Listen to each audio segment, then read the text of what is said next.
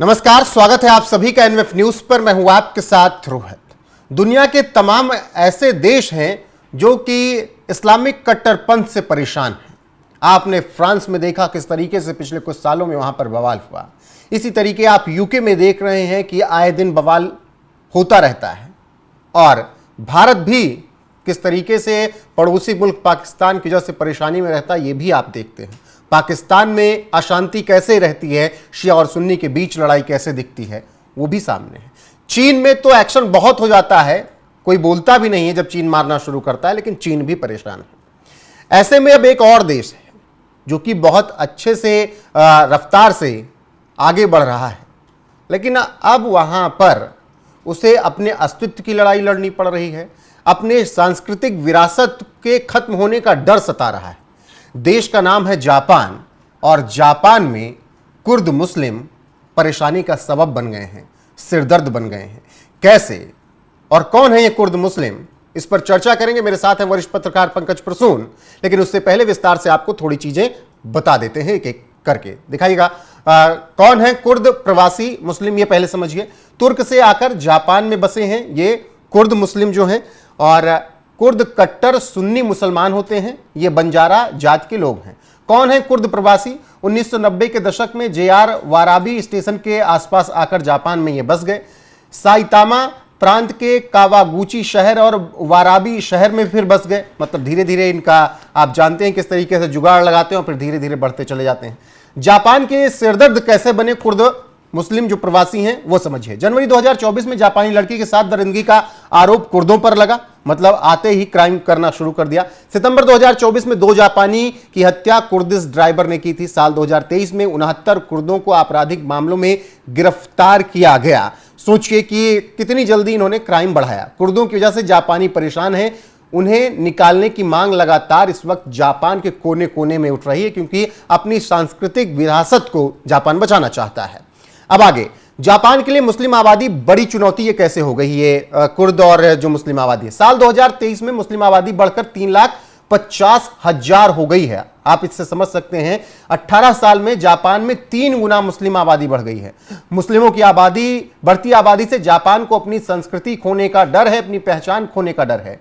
1999 में जापान में 5 मस्जिद थी, 2021 में 113 मस्जिद हो गई, और कई जगह पर अवैध मस्जिद बनाई गई। दुनिया से इन्हें फंडिंग हुई, जो कि इस्लाम के आका बन बैठे हैं। शिंटो और बौद्ध धर्म के लोग अपने देश को बचाने सड़क पर उतर गए हैं, क्योंकि शिंटो वहां का प्रमुख धर्म है और बौद्ध भी बड़े तादाद में है। 48% शिंटो हैं और 46% के आसपास बौद्ध धर्म के लोग हैं। पंकज जी, जापान खतरे में या वहां के मुसलमान खतरे में? कौन खतरे में है ये मैं बोलूंगा नहीं, मैं सिर्फ फैक्ट्स बताऊंगा, आंकड़े बताऊंगा जी। 1999 जापान में मुस्लिमों की आबादी है सिर्फ 9,000 1999 में। उसके बाद 2019 2,30,000 और 2023 3,50,000 और 90 से 95% जो मुसलमान हैं जो जापान में हैं वो दूसरे देशों के हैं, वहां के लोकल नहीं। जो 2-4% हैं भी वहां के लोकल, वो इस वजह से है कि जापानी महिलाओं से इन लोगों ने शादी कर ली है। वो जापानी महिला अब मुस्लिम उनका नाम हो गया है। समझ रहे, वो कन्वर्ट नहीं कर रहे हैं, वो कुछ शादी वगैरह कर ले रहे हैं। इस वजह से एक तो ये आंकड़े हो गए। दूसरा, जो आपने कहा ना कि मुसलमान जापान में खतरे में हैं, मुसलमान जापान के हैं ही नहीं। हुआ ये कि पूरे अरब में, खास करके सीरिया, टर्की वगैरह में और ईरान वगैरह अभी देख रहे हैं ना, तो यहां जो इन लोग का लड़ाई झगड़ा आपस में शुरू हुआ ना, तो इस वजह से बहुत सारे मुसलमान यूरोप चले गए, और कुछ जो है कुर्द, खास करके कुर्द जाति के लोग इराक वार के समय जो हुआ था वो जापान आ गए। और चूंकि शांत देश था, चारों तरफ तरक्की थी, और जापानियों की यह आदत होती है कि वो मेहमानों का स्वागत बहुत बढ़िया से करते हैं। कोई भेदभाव नहीं। आपको अपने घर में बिठाएंगे, अच्छा खाना खिलाएंगे, आपको जगह देंगे रहने के लिए, आपके व्यापार में मदद करेंगे। ये उनकी सहृदयता है, जापान का ये कल्चर है। तो इन लोगों को लगा कि ये तो बड़ा बढ़िया देश है, आके बस गए। अब फिर बसने के बाद फिर अपनी जो पुरानी आदत है वो शुरू की कि हमें मस्जिदें भी चाहिए, 110 मस्जिद बना लिया। फिर हमें जगह दे दो, कब्रिस्तान चाहिए, वो भी हो गया। उसके बाद अब धीरे धीरे ये घेट्टो बनाना शुरू किए हैं कि जहां मुसलमान है वहां सिर्फ मुसलमान रहेंगे, और अब क्राइम कर रहे हैं। जापान में महिलाओं के साथ छेड़छाड़ की घटनाएं, रेप की घटनाएं नहीं होती, रेयर कभी एक आध दशकों में हो गया तो हो गया। लेकिन ये जो मुस्लिम आए हैं ना, ये इन्होंने अब सब शुरू कर दिया। वहां पे लोग, वहां के लोगों को ये पता नहीं है कि रिएक्ट कैसे करना है, क्योंकि नहीं होता ना। बहुत शांतिप्रिय मुल्क, मेहनती तो लोग ये केवल अपना काम बसने कर आए रहे हैं, हैं। रोजी रोटी के लिए आए हैं, मकसद पूरा करने आए हैं? आते हैं, अरे पेट के जले होते हैं, इनके पास खाने को खुद ही नहीं होता। तो ये यूरोप में, इटली में, फ्रांस में, ब्रिटेन में, उसी तरह जापान में भी आते हैं। जब पेट भर जाता है तब ऐठन शुरू होता है, तब इनको इस्लाम को फिर ख्याल आता है। जब जहाजों में भर भर के जा रहे थे और आधे जहाज डूब रहे थे, समंदर में बह रहे थे, तब इस्लाम नजर नहीं आया। तब तो पेट चाहिए, रोटी। और जब रोटी मिल गई, पेट जब भर गया, तो फिर ऐठन शुरू कि तब तो बुर्का भी अप्लाई करवाएंगे, शरिया भी लागू करवाएंगे, और क्रिमिनल भी करेंगे, और रेप भी करेंगे उस देश की महिलाओं का, और इस्लाम भी बढ़ाएंगे। ये फितरत है। हो सकता है डिप्लोमेटिकली मैं सही नहीं हूं, बहुत अच्छा होता अगर मैं ये कहता कि सारे इंसान तो बराबर ही हैं, सब तो ये बेवकूफी है। जब तक आप घाव को ढकने की कोशिश कीजिएगा ना, तो मवाद जमता जाता है, और उसको ठीक करने के लिए सर्जरी की जरूरत होती है। कोई ये पहला देश तो है नहीं, नहीं, हमने और मैं पिछले बता दिनों रहा में देखा है पेरिस का क्या हाल हुआ। बिल्कुल, और मैं आपको एक जानकारी दे रहा हूं, वो भारत के लिए भी है, जापान के लिए भी है, और यूरोपियन देशों के लिए भी है। जिन जिन देशों में तरक्की होती है, उन देशों में बर्थ रेट कम होता जाता है। जैसे जापान में आप देखिएगा तो उसका बर्थ रेट कम है, और बुजुर्गों का वो देश बनता जा रहा है। जितने लोग जन्म नहीं लेते उससे ज्यादा मरते हैं। वो इस कारण कि जापानियों ने अपनी आर्थिक तरक्की को ही सब कुछ मान लिया।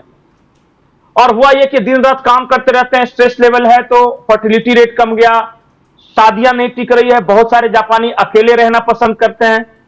तो ये इकोनॉमिक बूम के लिए तो बहुत अच्छा था, लेकिन सोशल बूम के लिए डिजास्टर है। अब हुआ क्या कि इस जगह को फिल किया उन प्रवासी मुसलमानों ने। वो तो बेरोजगार थे, वेल्ले घूम रहे थे, तो वो जापानी महिलाओं की शारीरिक जरूरतों को ही पूरा करेंगे।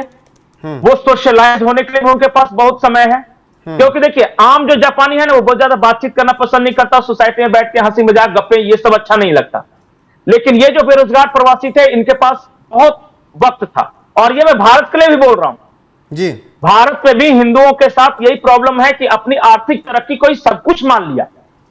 मैं 12 घंटे 14 घंटे ऑफिस में झेलता रहूंगा, अकेली मेरी बीवी घर पे रहेगी, इस बीच उससे प्यार के मीठे 2 बोल कौन बोल रहा है, मुझे उससे कोई फर्क नहीं है। और फिर क्या कहूंगा कि अरे वो तो हमारे घरों में इंटर कर गए, हमारी बच्चियां भाग जा रही हैं, हमारी वाइफ उनके चपेट में आ गई। अरे तुमने अपना देख लो कि बिहेवियर क्या रखा है। तुम्हारी बॉडी कैपेसिटी कम हो गई है तुम्हारे स्ट्रेसफुल जीवन के कारण। और यूरोप में भी यह हो रहा है। इस कारण क्या हो रहा है कि देखिए, मानव की जरूरतें तो हैं, मेटेरियलिस्टिक भी है, शारीरिक भी है, आध्यात्मिक जरूरतें भी। अगर सिर्फ आप मेटेरियलिस्टिक जरूरतों को सब कुछ फोकस मान के चलिएगा तो वही होगा जो कि आज यूरोप और जापान के साथ हो रहा है। तो जापान जो अपने सांस्कृतिक अस्तित्व की लड़ाई लड़ रहा है, सड़कों पर उतर रहे हैं शिंटो और बौद्ध धर्म के लोग। अब एक तबका तो इस दुनिया में है ना जो हमेशा कहता है कि नहीं देखो, फिर से एक और देश है जो मुसलमानों को परेशान करना शुरू कर चुका है। नहीं, देखिए, आप नारे लगाने से, रैलियां निकालने से इस्लाम का फैलाव नहीं रुकने वाला। Today Islam is the fastest growing religion in the world. पता है वो इसलिए नहीं कि उन्होंने कोई बहुत बड़ा इन्वेंशन कर लिया या बहुत संपन्न लोग हैं जिसको देखा देखी दूसरे आ रहे हैं। लोग इस्लाम इसलिए अपना रहे हैं क्योंकि पहली बात कि इस्लाम में सोशल मोबिलाइजिंग है, सोसाइटी है। बाकी जगहों पे सोसाइटी डिसइंटीग्रेट कर रहा है। मैं हूं, मेरे पड़ोस में कौन रहा है मुझे इससे कोई फर्क नहीं पड़ रहा है। मतलब कि एक तो समय नहीं दे रहे हैं जो कि इस्लाम दे रहा है, और दूसरा इस्लाम ने अर्थ से ज्यादा दूसरी चीजों को महत्व दिया है, अपने रिलीजन को, स्पिरिचुअलिटी को, या फिर आप बता सकते हैं। मैं बताऊं आपको, एक उदाहरण दूं, आजकल की लड़कियां लफंगे लड़कों के साथ क्यों भाग रही हैं? जिस दिन इसका जवाब मिल जाएगा ना, उस दिन आपको समझ में आ जाएगा ये सोनम को राज कुशवाहा क्यों पसंद है, राजा रघुवंशी क्यों नहीं। ये बहुत बड़ी साइकोलॉजी है। ये इसलिए कि एक आदमी मेटरलिस्टिक काम कर रहा है और वो उतना ज्यादा, और इसके पास खाली वक्त है, ये रोज परफ्यूम लगा के या बालों में रंग लगा के मीठी मीठी बातें करने आ रहा है। ठीक है पंकज जी, लेकिन जो जापान में हुआ उस पर कुछ अगर आंकड़ों पर ध्यान दें तो 18 साल में 3 गुना आबादी बढ़ना, जो कि भारत में हो रहा है, आबादी बहुत तेजी से बढ़ रही है, हिंदुओं की घट रही है, और फिर 5 मस्जिदों से 113 मस्जिद हो जाना, और मस्जिदों के लिए फंडिंग आना दुनिया के देशों से। ये आएगा, ये आएगा, इसलिए मैंने कहा था कि वहां सोसाइटी है, वहां सोशल मोबिलाइजिंग है। एक मुसलमान को भारत में कुछ होता है तो अरब से लेके और कुवैत तक और टर्की तक आपके खिलाफ हो जाते हैं। इस बात को, यही तो सोशल मोबिलाइजिंग में कह रहा था। उनमें एक भाव है। आप लोग मतलब दूसरे रिलीजन जो है ना, वो भाव शून्य हो गए। आज एक शिंटो, जो कि सबसे बड़ा रिलीजन है जापान का, 48 या वहां बौद्ध, 5%। वो नहीं, वहां परसेंटेज जोड़ेगा तो कंफ्यूज कर जाएगा, सब जोड़ जाकर 100% से ज्यादा आएगा। पता है क्यों? नहीं, क्योंकि बहुत सारे वहां जापान में ऐसे लोग हैं जो डुअल रिलीजन अपनाते हैं, जैसे वो शिंटो भी है और बौद्ध भी हैं। तो बहुत सारे लोग आपको ये कहेंगे कि हम बौद्ध हैं, और फिर वही लोग दूसरी जगह कहें कि हम शिंटो हैं, तो पता चलेगा कि जोड़िएगा तो पता चलेगा कि 100% ज्यादा हो गया, तो कंफ्यूज कर जाए कि ये कैसे हो सकता है, पर है। और जापान में इसकी मान्यता है कि आप बौद्ध भी हो सकते हैं, शिंटो भी हो सकते हैं। तो वहां परसेंटेज पर नहीं जाके मैं ये कह रहा हूं कि वहां आज अगर एक किसी शिंटो लड़की के साथ कोई टर्की से आया हुआ मुसलमान शादी करता है या रेप करता है या क्राइम करता है, तो वहां की सोसाइटी इसका प्रतिरोध नहीं करती। उन्होंने पुलिस पे छोड़ रखा है कि पुलिस जो है और प्रशासन जो है, अगर उसने कुछ किया तो किया, नहीं तो हमें क्या मतलब, हम तो सुबह अपने ऑफिस जाएंगे, मेहनत करेंगे, पैसे कमाएंगे। यही रोग भारत में भी आ रहा है और यही रोग यूरोप में भी था। इसलिए वहां पे देखिए इस्लाम आफत बनता जा रहा है। जहां देखिए ये सब गरीब देश है, जहां भी ये सब इस्लामिक कंट्रीज है ना, मतलब कि ये मैं पाकिस्तान जगह जैसे देशों की बात कर रहा हूं, पाकिस्तान हो गया, अफगानिस्तान हो गया, बांग्लादेश हो गया, अगर वहां पेट्रो डॉलर्स को छोड़ दिया जाए, पेट्रोल वगैरह को, तो बाकी जो देश हो गए, यमन हो गया, ये सब वगैरह बहुत गरीबी है। इवन सीरिया में, फिलिस्तीन में, तो ये बड़ी संख्या में माइग्रेट करते हैं जीने के लिए और रोटी खाते। लेकिन पहली प्रायोरिटी तो पेट भरना है, लेकिन पेट भरने के बाद क्या, फिर वो जहनियत काम आने लगती है, और फिर यूरोप और जापान और बाकी दूसरे देशों का वो हाल करते हैं जो कि आज कर रहे हैं।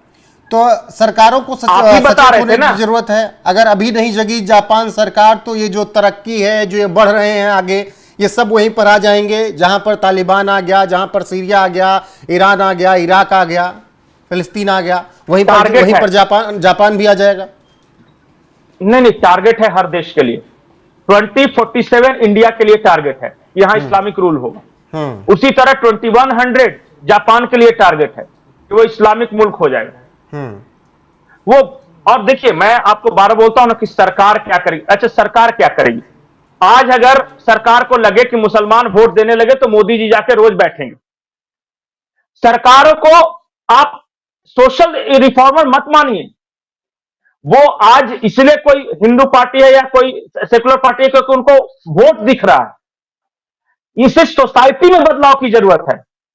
सोसाइटी को यह फैसला करना होगा कि हमें 24 घंटे सिर्फ पैसे कमाने हैं या दूसरी चीजों पर भी फोकस करना है। जब तक आपके फोकस में डाइवर्सिफिकेशन नहीं होगा ना, जैसे इकोनॉमिक पोर्टफोलियो बनाते हैं ना, तो वो कहते हैं ना कि अलग अलग जगहों पे पैसे जमा करो ताकि एक जगह कहीं डूब भी गया तो दूसरा सुरक्षित रहेगा।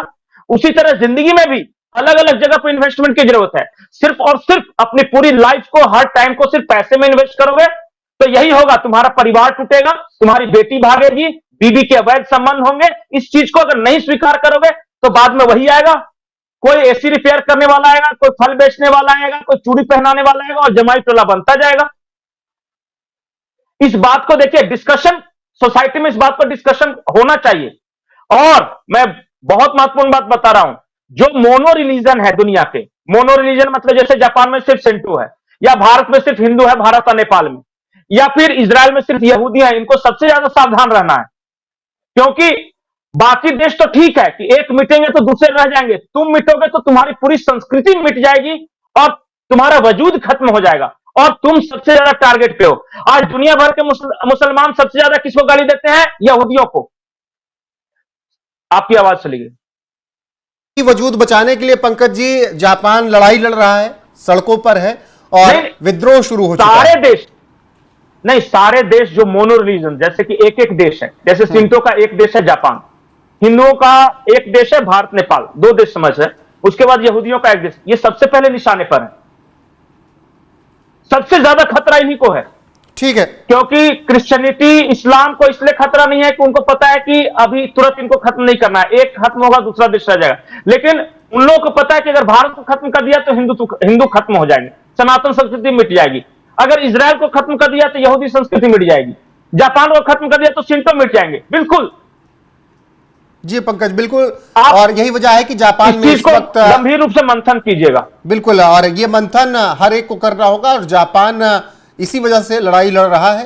पंकज जी आपका बहुत बहुत शुक्रिया। और जापान में इस वक्त कुर्द मुसलमानों के खिलाफ विद्रोह है, क्यों है वो हमने विस्तार से आपको बताया भी, और पंकज जी ने भी और उसे विस्तार दिया कि केवल जापान नहीं, दुनिया के तमाम देशों के लिए ये चुनौती है और हर देश के लिए टारगेट सेट है। भारत के लिए 2047, तो 2100 जापान के लिए और ऐसे इजराइल के लिए, और कहीं ना कहीं पूरी प्लानिंग के तहत 18 साल में 5 से 113 मस्जिद हो जाना, 3 गुना आबादी बढ़ जाना, दुनिया के इस्लामिक आकाओं से फंडिंग मिलना, ये सब बताता है कि बहुत बड़े पैमाने पर दुनिया के देशों पर ये कब्जा करने की तैयारी है। बाकी जापान अपनी लड़ाई लड़ रहा है। फिलहाल बने रहिए हमारे साथ। आपको ये बातचीत, ये जानकारी कैसी लगी कमेंट में जाकर जरूर बताइएगा। नमस्कार।